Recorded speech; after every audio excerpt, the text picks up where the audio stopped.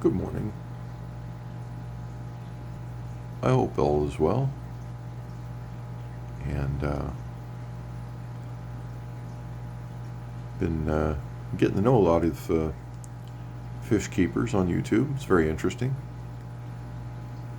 A lot of really fine people practicing a really fine hobby. And in our discussions, because I'm primarily focused on Discus, it's my lifelong dream fish, and I'm happy I finally have the opportunity to give him a good crack. And but I noticed when I'm talking to people, everyone's pretty much like very experienced fish keepers are almost terrified to keep these fish, and and I don't blame anyone for feeling that way, because when you start doing your research, it becomes scary. It really does. You just be like, I don't want to go through all that. But don't believe the hype. I mean, these are beautiful fish. They're very rewarding to keep, and you gotta like pretty much do the research, but take it all with a grain of salt, because there's a lot of paranoia associated with all of the lore, I guess you could say, in keeping these fish, and they're really not a lot harder than other fish. Um, there's a rhythm that you have to develop, like any other tank, and but once you get it dialed in, they're pretty solid fish, and they're tough when they're young, and that's I guess where it gets hard, is because if you buy an adult, it might be $200-300 a fish, depending on where you live, and so that can be a little, losing a fish of that value can discourage a lot of people, and that's completely understandable. But if you buy them young, you raise them up, you can get a good deal on them. You can get babies down in the $20-25 range. Now we're talking small babies. They'd be coin sized at that price, but they're priced like that for a reason, because they're it's difficult to keep any baby fish alive, but these ones are difficult to keep alive as babies. But here's the formula that worked for me. Everybody's concerned about how much work's involved. I just don't see it as being a lot of work. If this is a lot of work to you, then, and I'll explain in a second, then don't bother keeping Discus. You know, the work is all related to keeping your water quality up. But this is what I do. This water is 3 days old, and look at it. 3 days old. I'm going to let it go. I'm going to do a water change tomorrow. This is my tank's dirtiest day in its cycle, and I do 2 water changes a week. I do 1 gravel vac a week, and I clean my hang-on backs and my inside filters once a week. That's it.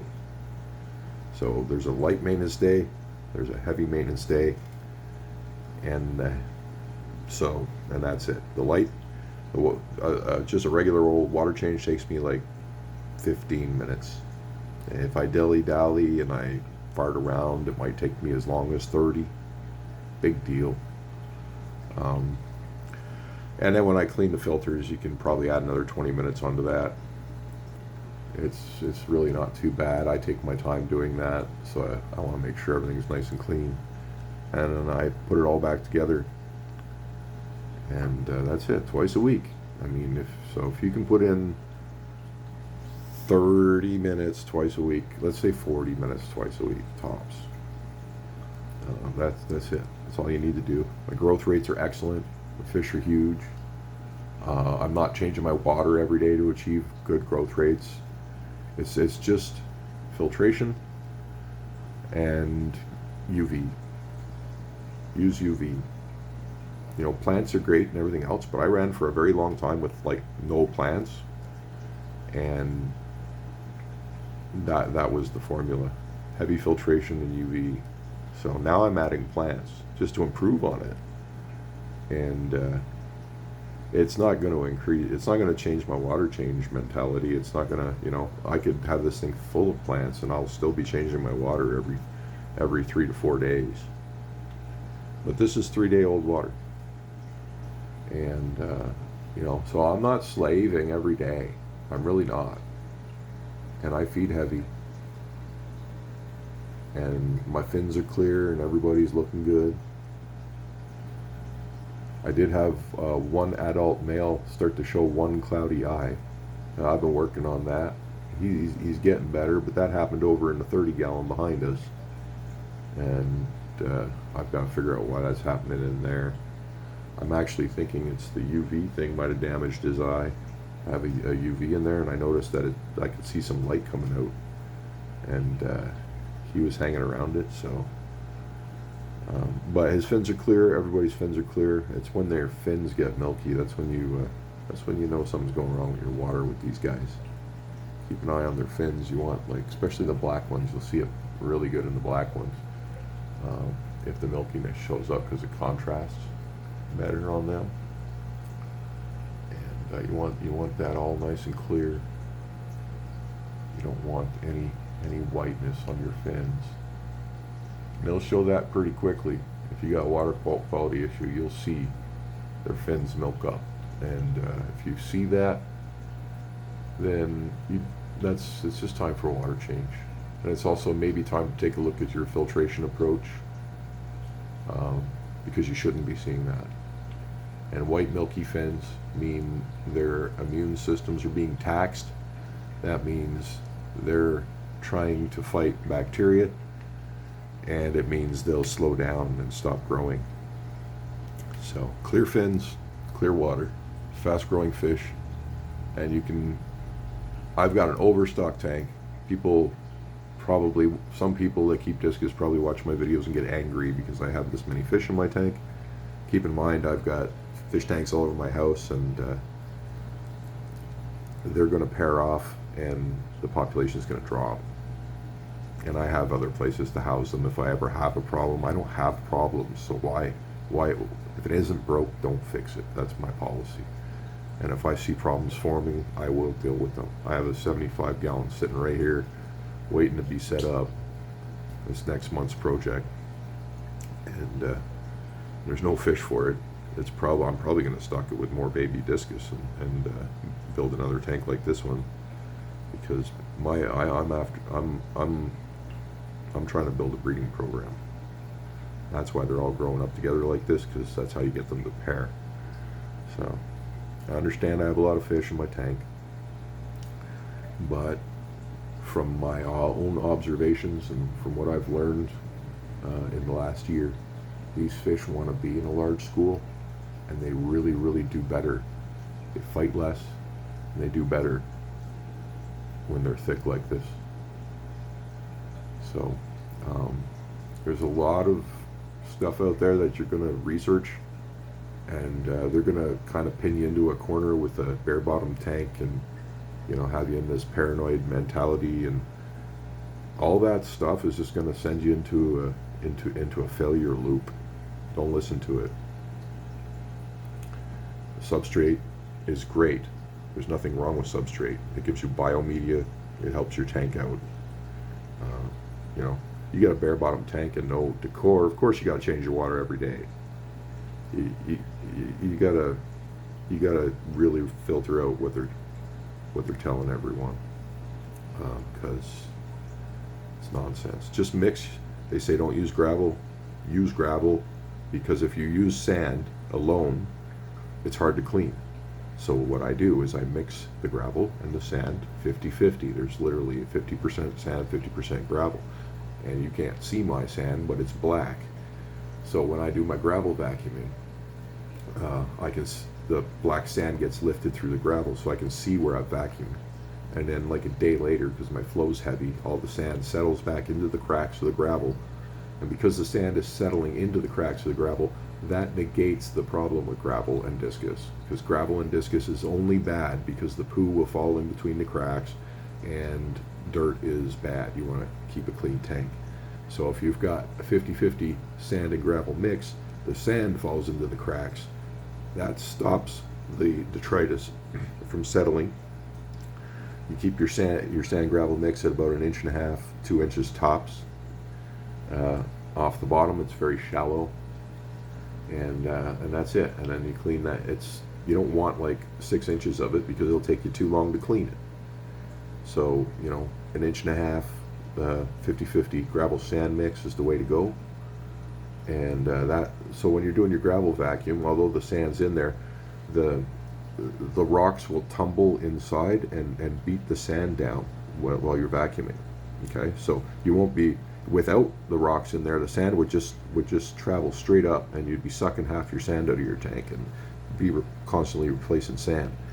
But when you mix the gravel in, the gravel swirling around beats the sand down, stops it from going all the way up the tube, and you don't lose your sand. You might lose a very little bit of it, but trust me, it works. It's just the way to do it, and it's the best solution I found through trial and error. And so that way my flow can lift the poop up and my filters can get it instead of it settling in between the gravel cracks.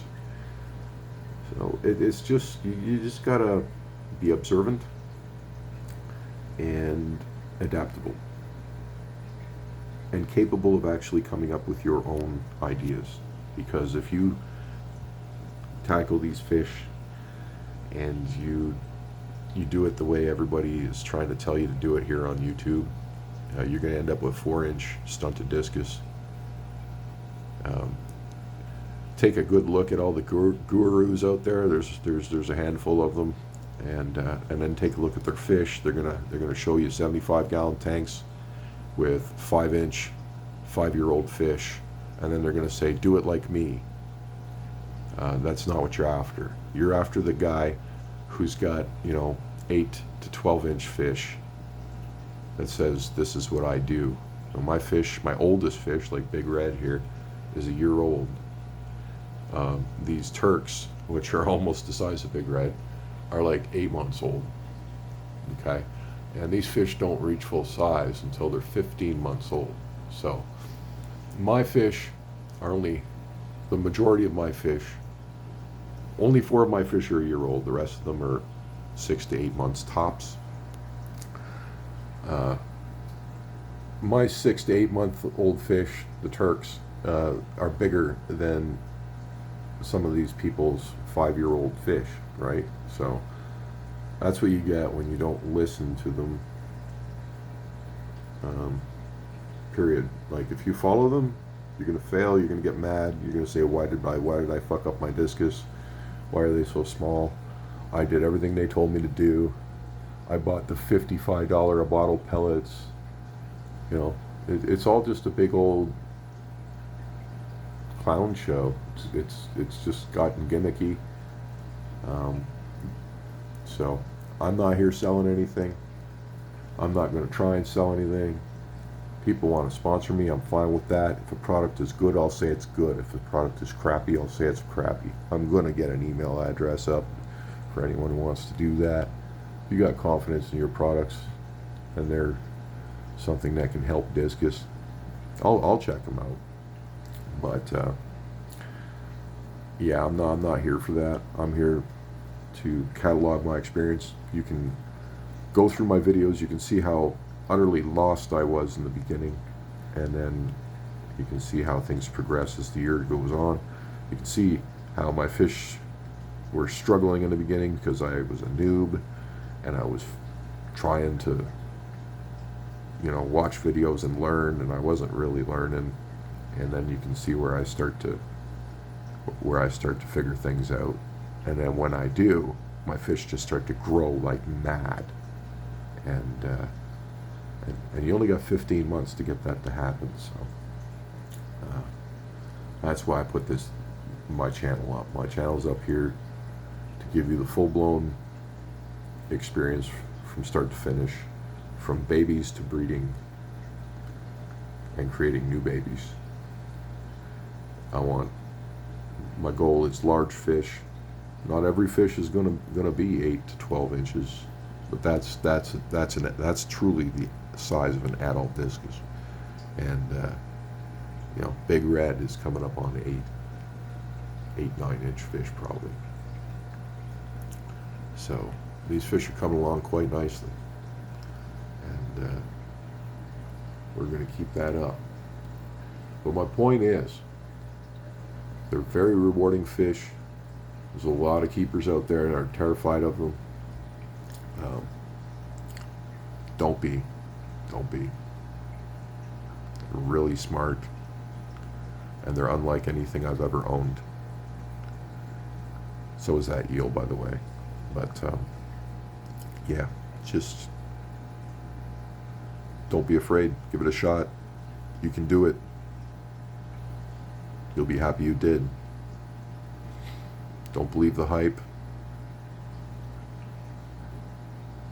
And come up with your own solutions. You'll get there. I hope you all have a wonderful day.